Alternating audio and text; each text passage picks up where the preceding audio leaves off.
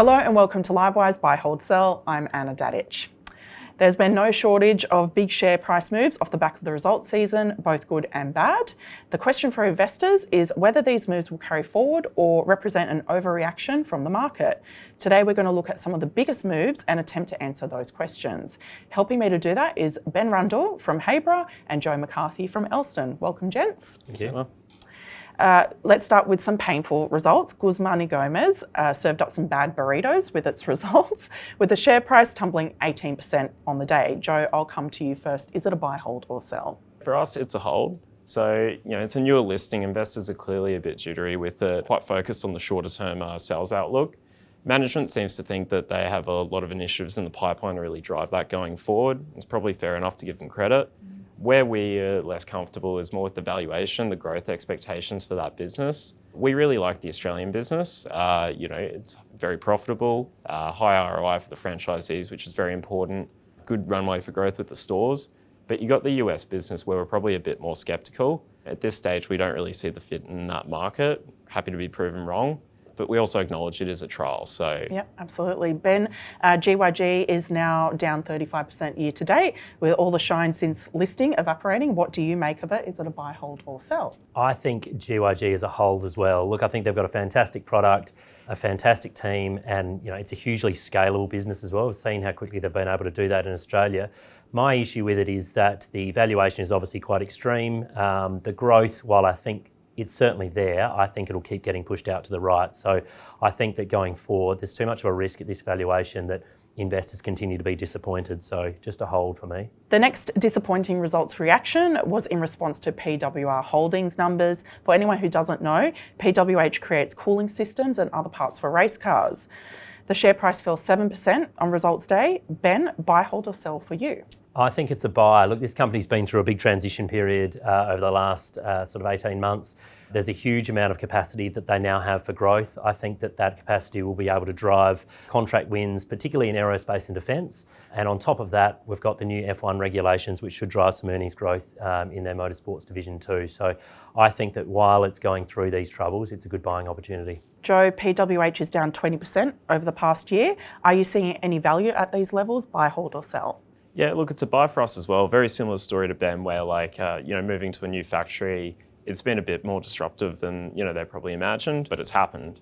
From there, you've got the extra capacity, and similar story. It's just a fantastic business. It's a great Australian growth story. It wouldn't be a discussion on results season stinkers if we didn't touch on CSL Limited.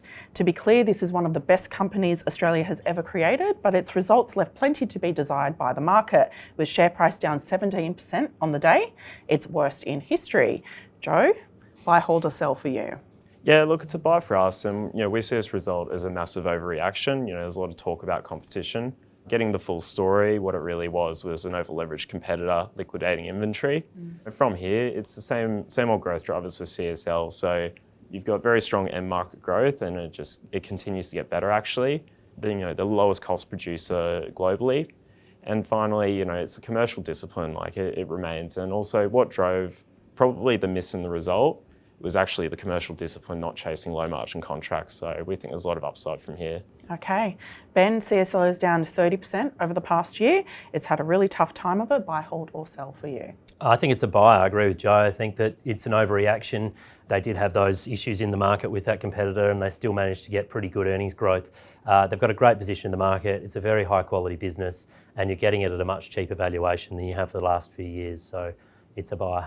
My guests seem to think that there's plenty of life left in CSL, particularly at these levels. So that's great. Now let's move on to the standout winners. Enough of the bad results reactions. Let's finish with a bang. I've asked Ben and Joe to each bring in a standout winner for the season that they believe can kick on over the next 12 months. Ben, what's your pick? My pick's Bravura. It's a little bit of a polarising stock. I think the market is questioning what the plans of the management team are. I think that management team is A grade. In fact, they're probably AAA grade.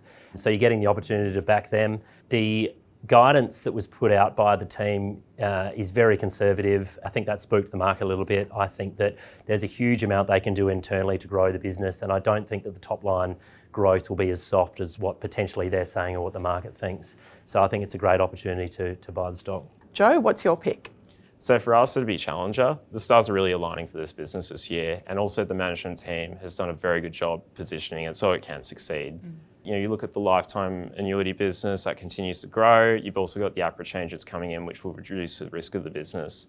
You look at the funds management business, there's very good momentum there. It's also worth noting that they're one of the most experienced private credit managers in Australia. In terms of innovation, you've got the new LIFTS product coming in, and from here, we think the growth prospects for this business are improving materially. Okay, that's all we have time for today. I hope you enjoyed this episode of Buy, Hold, Sell.